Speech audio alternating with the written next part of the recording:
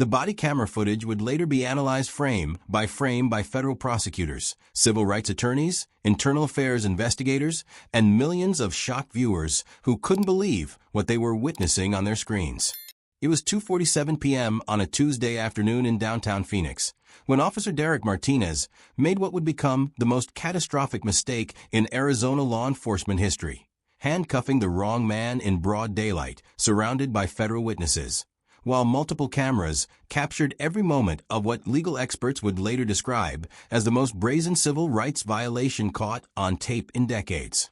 The glass towers of downtown Phoenix gleamed like mirrors in the harsh Arizona sun, their surfaces reflecting the orderly chaos of a city's legal district during the busiest part of the afternoon.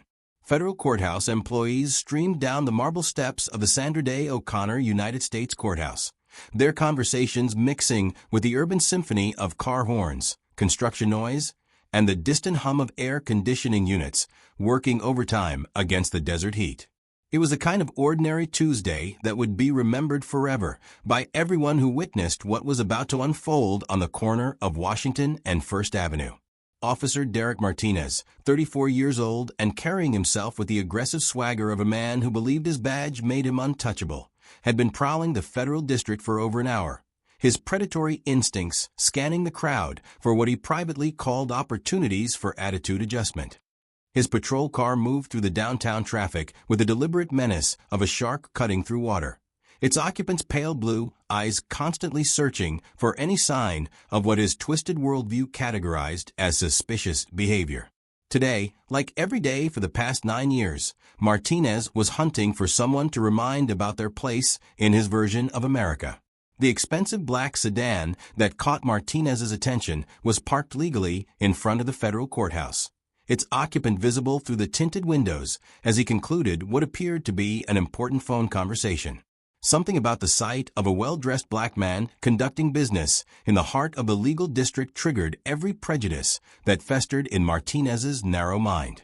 In his experience, successful black men were either criminals who had gotten lucky, affirmative action beneficiaries who didn't deserve their positions, or threats to the natural order that required immediate investigation.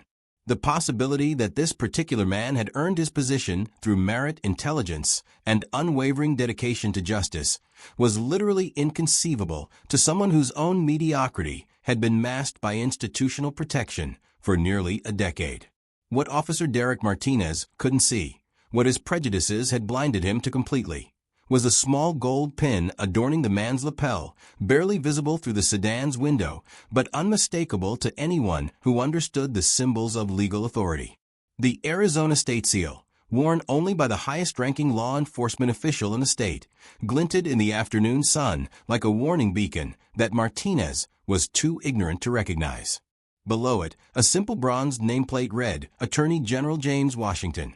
3 words that should have commanded immediate respect from any law enforcement officer in Arizona, but which would remain invisible to Martinez until it was far too late to save his career. The federal courthouse behind them buzzed with the afternoon energy of justice being administered at the highest levels. Inside those marble halls, federal judges were hearing cases that would set precedents for generations. Attorneys were arguing constitutional principles that would shape American law, and investigators were building cases that would bring down corruption wherever it tried to hide. It was a temple to the rule of law, a place where truth was supposed to triumph over prejudice, and where justice was meant to be blind to everything except evidence and legal principle. The bitter irony of what was about to happen just steps away from this monument to American jurisprudence would not be lost on the federal prosecutors, who would later review the footage with growing horror and disbelief. Attorney General James Washington stepped out of his vehicle with the measured grace of someone accustomed to command but wise enough to recognize when tactical awareness was required. At 48 years old, he possessed the kind of quiet authority that came from surviving situations where intelligence meant the difference between justice and injustice, where split-second legal decisions could determine whether constitutional rights were protected or trampled. His charcoal gray suit was impeccably tailored, the fabric crisp despite the long day that had stretched from an early morning strategy session to an afternoon meeting with federal authorities about police reform initiatives. His bearing spoke of military precision combined with academic excellence, the posture of someone who had climbed from public defender to the state's highest law enforcement position through pure merit and unwavering moral clarity. Officer Martinez watched the Attorney General's movements through his rearview mirror, his mind already constructing the narrative he would use to justify what he was planning to do. This was the same mental process he had perfected over 9 years of badge-wearing bullying, the transformation of virtue into vice, of success into suspicion, of dignity into evidence of criminal behavior. In Martinez's twisted worldview, the calm confidence with which the Attorney General carried himself was proof of arrogance that needed to be corrected. The expensive suit was evidence of ill-gotten gains. The professional bearing was camouflage designed to hide criminal intent. Every detail was filtered through the lens of Martinez's bigotry and transformed into justification for the harassment that was about to escalate into a federal civil rights case. The irony was so perfect it seemed orchestrated by some cosmic sense of justice. Less than 30 minutes earlier, Attorney General Washington had concluded a high-level meeting with federal prosecutors about implementing new police accountability measures designed to prevent exactly the kind of abuse that Martinez was now planning to inflict. The conference room, where Washington had just argued for stronger oversight of law enforcement officers, was visible from the street corner, where one of those officers was about to provide the most compelling evidence possible for why such oversight was desperately needed. Federal employees were beginning their afternoon routines, unaware that they were about to become witnesses to a defining moment in the ongoing struggle between institutional racism and constitutional justice. U.S. Marshal Susan Chun locked her office and headed toward the parking garage, her 20 years of federal law enforcement experience giving her an instinctive awareness of brewing trouble. Defense attorney Mike Rodriguez checked his phone as he walked toward his car, his civil rights practice having taught him to recognize the warning signs of police misconduct from a distance. Courthouse security guard Robert Johnson adjusted his radio as he began his perimeter walk, his former military training keeping him alert to any disturbance that might threaten the federal facility under his protection. None of them yet realized that they were about to witness the most spectacular example of police ignorance and judicial karma that any of them had ever seen. In a few moments, they would watch a corrupt officer handcuff the state's top law enforcement official, while federal cameras recorded every second of the encounter. They would see prejudice collide with authority so violently that it would shatter careers, reform departments, and create legal precedents that would be studied in law schools for decades to come. The stage was set on a busy downtown corner where justice had come calling in the form of a distinguished man whose authority derived not from badges or guns, but from the trust of the people and the weight of constitutional responsibility. Officer Derek Martinez was about to learn the most expensive lesson of his career, that true authority doesn't announce itself with sirens and handcuffs, and that the quiet dignity of genuine legal power can be more devastating than all the weapons and false bravado in the world. But what this racist cop was about to discover would shatter his worldview forever and turn this routine harassment into a viral moment that would end his career and spark nationwide police reform. Before we see this arrogant officer learn exactly who he was messing with, make sure you hit that subscribe button and ring that notification bell. Because stories like this prove that karma has perfect timing, and you won't want to miss what happens when prejudice meets the highest law enforcement authority in the state. Now let's watch this racist officer get the reality check of a lifetime. The desert sun beat down mercilessly on the concrete and glass canyon of downtown Phoenix, but the heat that was about to be generated by the collision between ignorance and authority would make the Arizona temperature seem cool by comparison. All the pieces were in position, the cameras were rolling, the witnesses were gathering, and justice was about to be served in a way that would restore faith in the system while destroying the career of a man who had spent years abusing the very authority he was sworn to protect. Federal prosecutors would later describe the footage as the most clear-cut case of civil rights violation they had ever reviewed. Civil rights attorneys would use it as a textbook example of institutional racism in action. Millions of viewers would watch it with a mixture of outrage and satisfaction, as they witnessed karma delivered with surgical precision. But in this moment, none of that had happened yet. In this moment, Officer Derek Martinez still believed he was the predator, still thought his badge made him untouchable, still had no idea that he was about to assault the one person in Arizona who had both the authority and the legal expertise to destroy his career with constitutional precision. The encounter that would unfold over the next 30 minutes would become a defining moment in American law enforcement, a perfect case study in how prejudice creates its own destruction when it encounters genuine authority.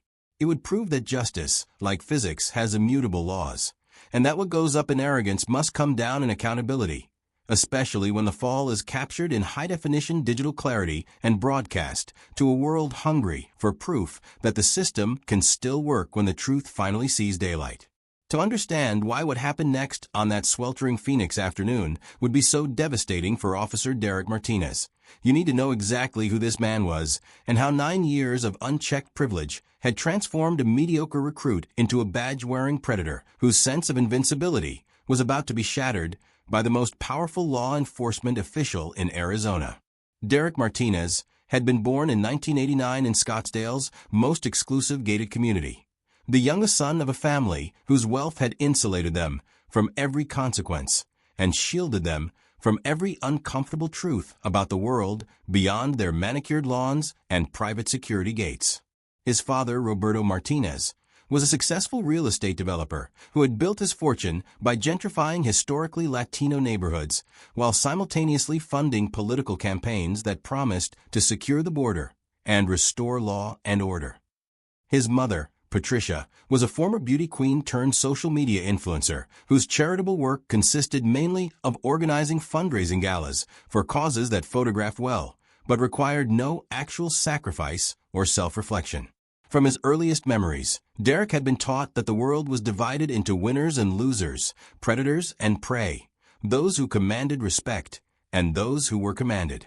His private school education at Phoenix Country Day School had reinforced these lessons with the subtle but unmistakable message that success was a birthright for people like him, while failure was the natural consequence of inferior character in people who didn't look like him. When other students struggled academically, Derek learned to see it as evidence of genetic inadequacy rather than systemic disadvantage. When scholarship students excelled despite their circumstances, Derek was taught to view their achievements as exceptions that proved the rule rather than evidence that contradicted his worldview. The summer before his senior year, Derek had attended a leadership camp that was really a networking opportunity for the children of Arizona's political and business elite. It was there, during a lecture by a retired Border Patrol agent, that Derek first heard the ideology that would define his adult life packaged in language that made bigotry sound like patriotism. The speaker had talked about demographic threats and cultural preservation and the need for strong men to stand guard against the forces that sought to undermine traditional American values. Derek had absorbed every word like a sponge, finally finding an intellectual framework that justified the prejudices he had been absorbing since childhood. College at Arizona State University had been a disaster for Derek, not because he lacked intelligence, but because for the first time in his life, he had encountered professors and classmates who challenged his assumptions with evidence and logic he couldn't dismiss.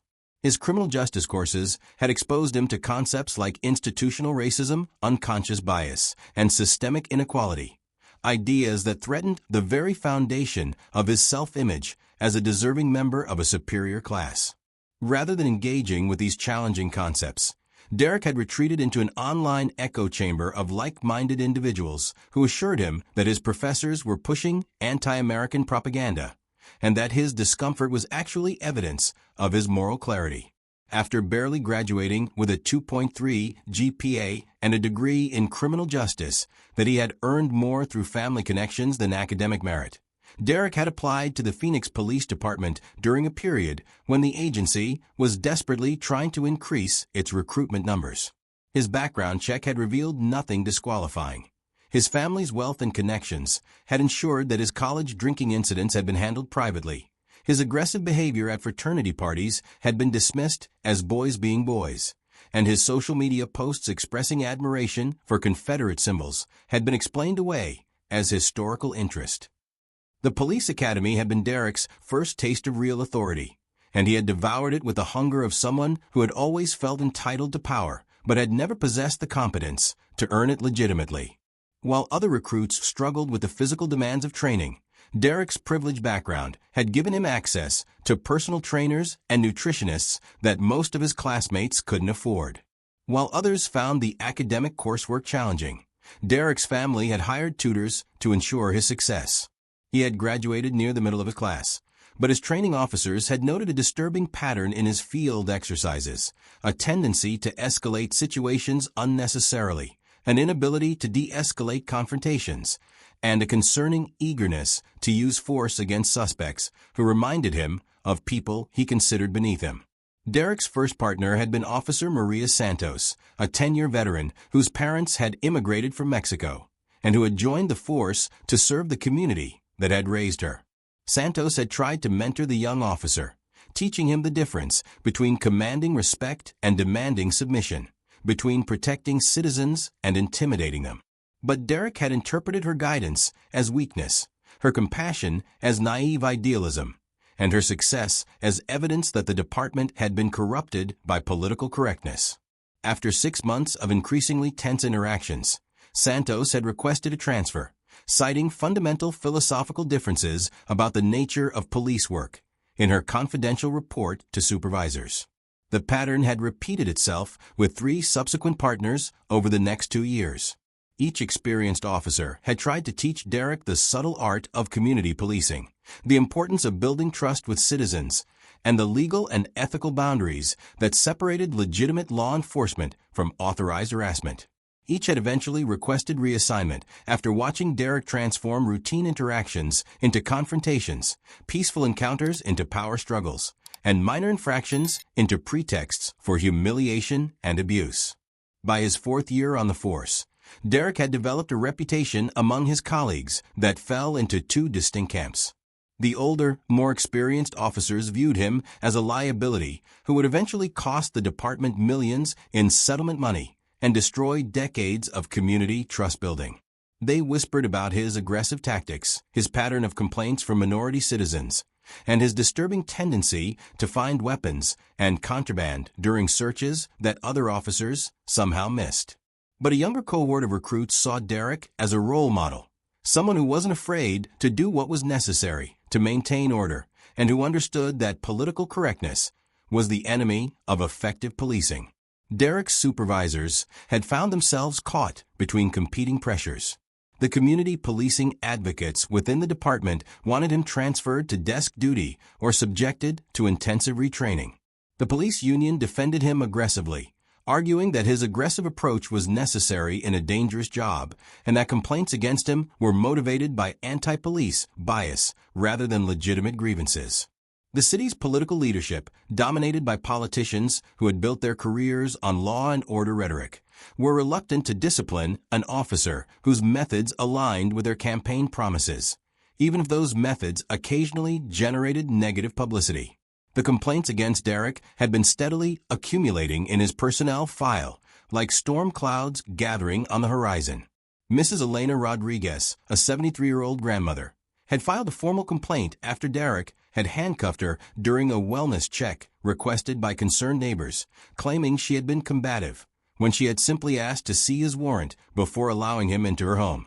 Teenager Marcus Johnson had complained that Derek had detained him for 2 hours during a traffic stop, searching his vehicle 3 times and calling for drug dogs after finding nothing more incriminating than textbooks and a part-time job application. The most serious complaint had come from Dr. Patricia Williams, a respected pediatrician who had been stopped while driving home from the hospital after a 36-hour shift.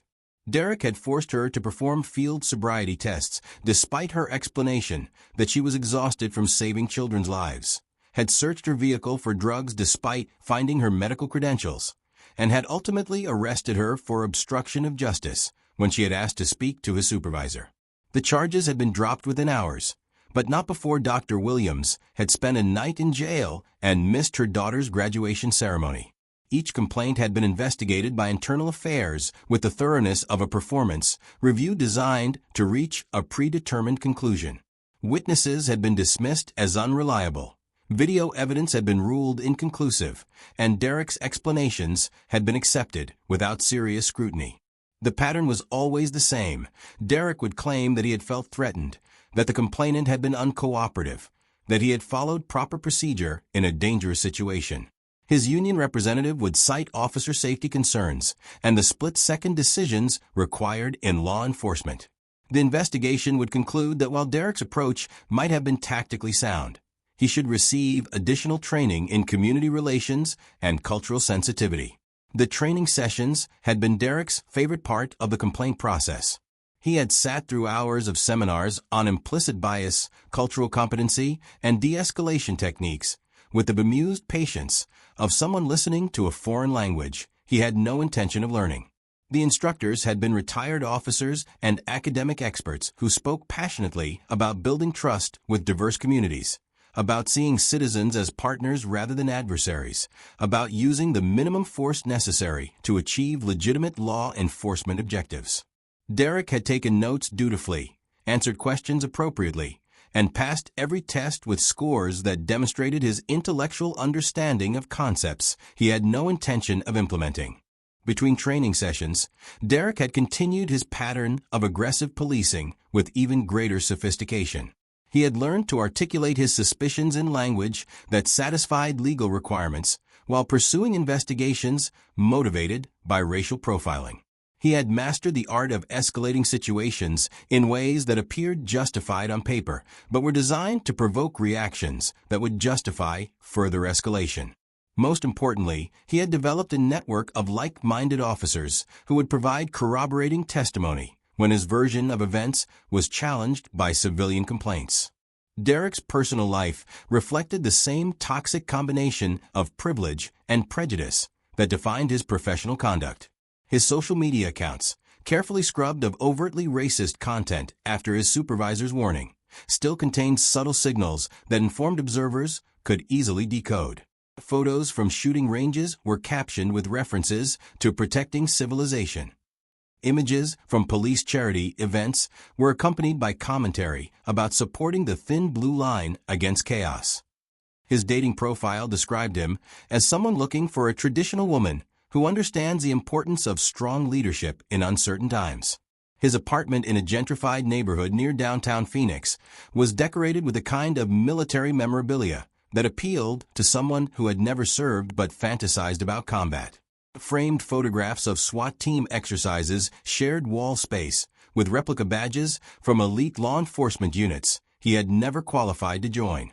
His bookshelf contained training manuals on tactical operations, biographies of controversial police figures, and political treatises that argued for the necessity of aggressive law enforcement in maintaining social order. Derek's friends were drawn from the same pool of privileged mediocrity that had defined his entire life. Men who had inherited their positions through family connections, who viewed their authority as a birthright rather than a responsibility, and who saw any challenge to their worldview as evidence of moral decay in American society.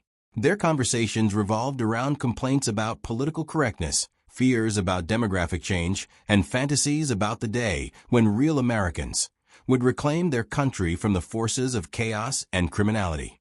But on this Tuesday afternoon in downtown Phoenix, Derek Martinez's carefully constructed worldview was about to collide with a reality so devastating that it would shatter his sense of invincibility and expose his ignorance to a watching world. He was about to encounter someone whose authority was real rather than inherited, whose competence was proven rather than assumed, and whose character had been forged through genuine adversity rather than manufactured through privilege. The expensive sedan containing Attorney General James Washington represented everything that Derek's prejudices told him was impossible. A successful black man whose achievements were the product of merit rather than preferential treatment, whose authority was derived from democratic legitimacy rather than inherited advantage, and whose character had been tested by challenges that would have broken someone like Derek before he had even begun to understand their magnitude. In a few minutes, Derek would discover that his 9 years of badge-wearing bullying had been nothing more than elaborate preparation for the most humiliating moment of his life, a public education in the difference between real authority and its pathetic imitation that would be preserved in digital clarity and broadcast to millions of viewers who would find both satisfaction and sadness in watching privilege meet its inevitable reckoning with competence and character. Attorney General James Washington represented everything that Officer Derek Martinez's prejudices told him was impossible, and in 30 minutes, that contradiction would destroy Martinez's career forever.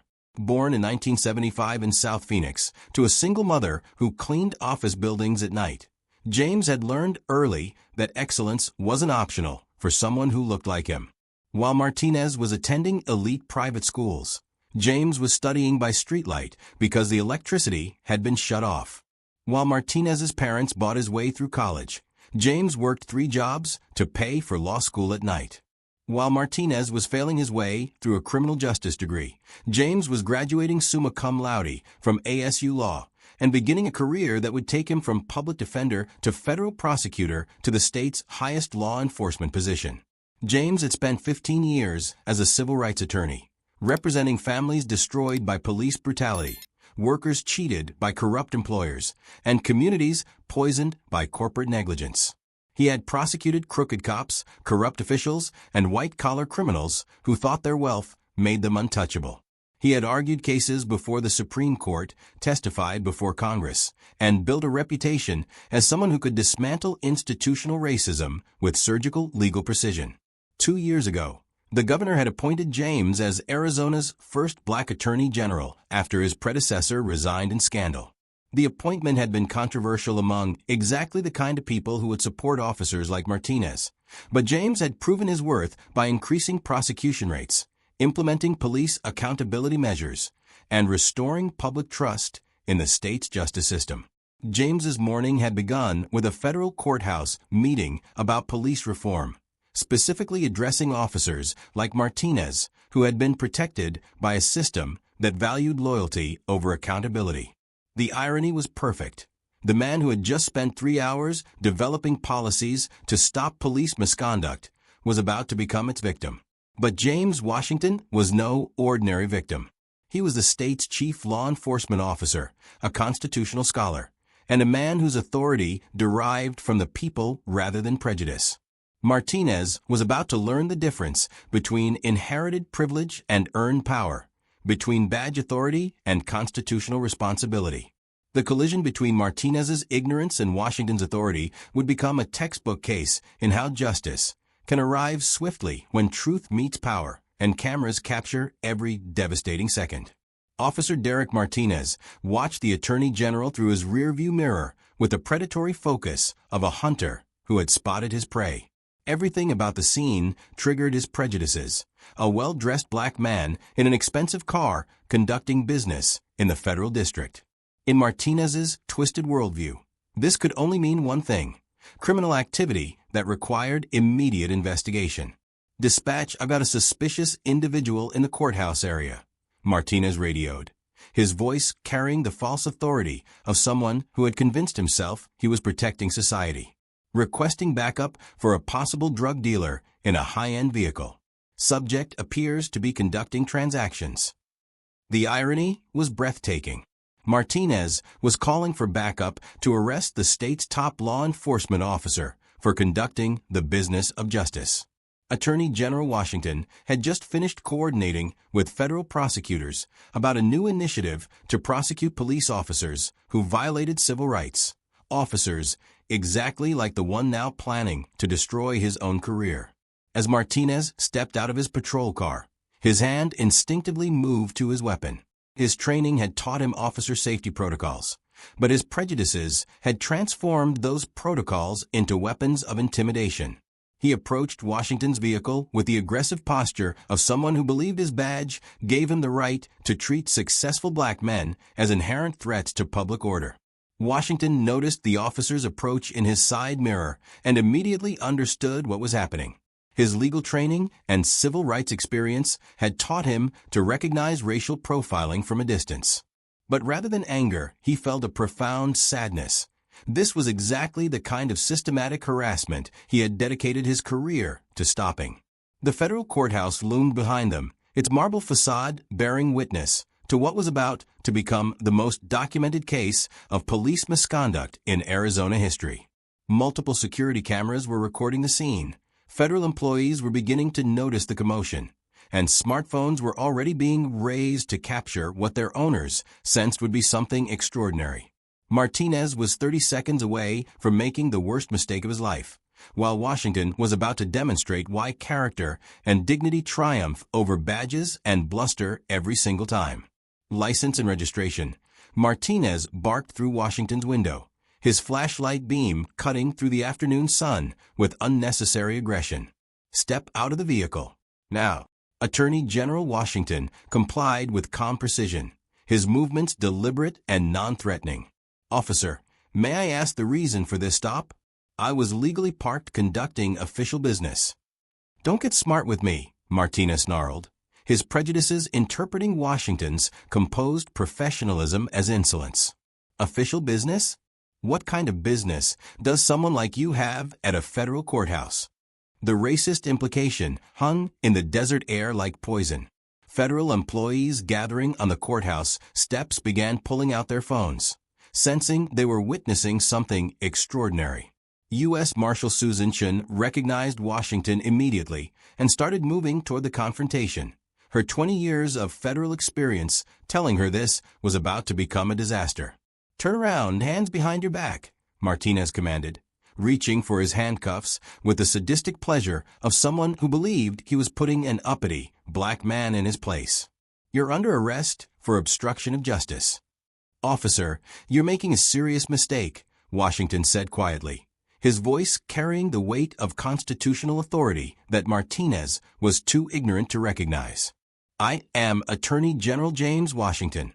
This is an unlawful arrest." "Yeah, right, and I'm the Pope," Martinez sneered, slapping the handcuffs on the state's highest law enforcement officer while multiple cameras recorded every second. "Save the lies for your lawyer, if you can afford one." The sound of the handcuffs clicking shut echoed through the federal district like a gunshot. Federal employees began shouting warnings, but Martinez was too drunk on his own perceived power to listen. He had just handcuffed the Attorney General of Arizona in front of a federal courthouse, while cameras captured every moment of his career-ending stupidity. The crowd shouts grew louder. "He's the Attorney General. You're arresting the AG. This is going to be national news." But Martinez heard only what his prejudices allowed him to hear, the voices of people who didn't understand that he was in charge, that his badge made him untouchable, that successful black men needed to be reminded of their place in his version of America. In 60 seconds, reality would hit Martinez like a freight train traveling at the speed of justice. U.S. Marshal Susan Chin could no longer stand by and watch. She approached Martinez with her federal credentials raised, her voice cutting through the chaos with unmistakable authority. "Officer Martinez, I'm Federal Marshal Chun. You need to release that man immediately. He is Attorney General James Washington." Martinez's smug expression faltered for the first time. "What? That's impossible. This guy's the highest-ranking law enforcement officer in Arizona," Chin interrupted, her badge and 20 years of federal authority backing every word. "Release him now, or I'll place you under federal arrest for civil rights violations." The color drained from Martinez's face as other federal employees surrounded them, all confirming the same impossible truth. Defense attorney Mike Rodriguez stepped forward, his phone still recording. "Officer, I've worked with AG Washington for years. You just handcuffed the state's attorney general on federal property while cameras recorded everything." Martinez's hands began shaking as he fumbled with the handcuff keys. His world was collapsing in real time as the magnitude of his mistake became undeniable. "Sir, I didn't know. If I had realized." "Officer Martinez," Washington said with deadly calm as the handcuffs came off, "ignorance is not a defense for civil rights violations. You've just committed a federal crime against the state's chief law enforcement officer in front of multiple federal witnesses, while body cameras recorded everything." The street fell silent except for the sound of Martinez's career imploding. News crews were already racing to the scene, federal prosecutors were being called, and millions of social media users were about to watch the most spectacular example of racist police ignorance ever captured on camera. Can you believe this racist cop just handcuffed the state's top law enforcement officer on federal property? The look on Martinez's face when reality hit was absolutely priceless. But wait until you see what happened next. If you're loving watching this bigot get exactly what he deserved, smash that like button and let me know in the comments. Have you ever seen someone's prejudice backfire this spectacularly? Martinez was about to learn that some mistakes echo through history, while others become viral lessons in why character always defeats prejudice when the cameras are rolling and justice is watching. The next 20 minutes unfolded like a masterclass in how justice can arrive swiftly when the evidence is overwhelming and the victim holds the highest law enforcement position in the state. Sergeant Mike Rodriguez arrived at the scene within minutes, took one look at the crowd of federal employees surrounding his disgraced officer, and immediately understood that his department was facing a catastrophe of unprecedented proportions. "Martinez, step away from the Attorney General immediately," Rodriguez commanded, his voice carrying the authority of someone who had earned his rank through competence rather than connections. "Get in your patrol car and wait for internal affairs. Don't say another word, don't touch anything, and pray that the federal prosecutors, who are probably already reviewing this footage, decide to show mercy." The transformation of the scene was immediate and complete. Martinez, who had been swaggering with false authority just minutes earlier, now stood isolated and trembling as the full weight of his actions crashed down upon him. The same federal employees who had been recording his abuse of power were now providing witness statements to Sergeant Rodriguez, each account more damning than the last. Attorney General Washington, displaying the grace under pressure that had defined his entire career, declined to have Martinez arrested on the spot, not out of mercy, but because he understood that federal civil rights prosecutors would want to build an airtight case. Chief Morrison arrived 30 minutes later, his face ashen as he surveyed the disaster that one of his officers had created in the heart of Phoenix's federal district. The department's legal counsel, reached by emergency phone call, had already recommended immediate termination and complete cooperation with federal investigators to minimize the city's liability in what was certain to become a landmark civil rights lawsuit. The viral explosion began within an hour. Mike Rodriguez's smartphone footage had been uploaded to social media with the caption, "Racist Cop Arrests Arizona Attorney General," and the video was spreading across platforms faster than the department's damage control efforts could contain it. Cable news networks were already running breaking news alerts, legal experts were being called in for emergency commentary, and civil rights organizations were preparing statements about the systematic nature of police misconduct that could lead to such spectacular ignorance. But the most devastating consequence was yet to come. Within 2 hours, the FBI's Civil Rights Division had opened a federal investigation into Martinez's conduct, not just for this incident, but for his entire 9-year pattern of racially motivated harassment. Every complaint that had been dismissed by Internal Affairs was being reopened. Every victim who had been ignored was finding their voice, and every case Martinez had worked was being reviewed for evidence of constitutional violations. Martinez was suspended without pay pending termination.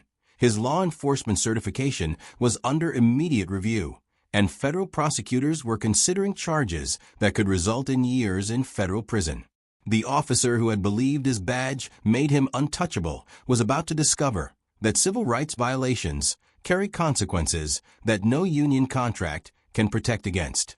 Attorney General Washington, meanwhile, used the incident as a catalyst for the most comprehensive police reform initiative in Arizona history, proving that true leaders transform personal injustice into systemic change that protects everyone. Officer Derek Martinez was terminated within a week, his law enforcement career ending in disgrace as federal investigators launched a comprehensive civil rights probe. The 31 previous complaints against him were reopened, with victims who had been ignored finally finding their voices as the department scrambled to avoid further scandal. But the real victory wasn't Martinez's downfall. It was what Attorney General Washington built from the ashes of that confrontation. The Phoenix Police Department implemented mandatory bias training, body cameras became required equipment, and community oversight was established, with Washington serving as the reform architect.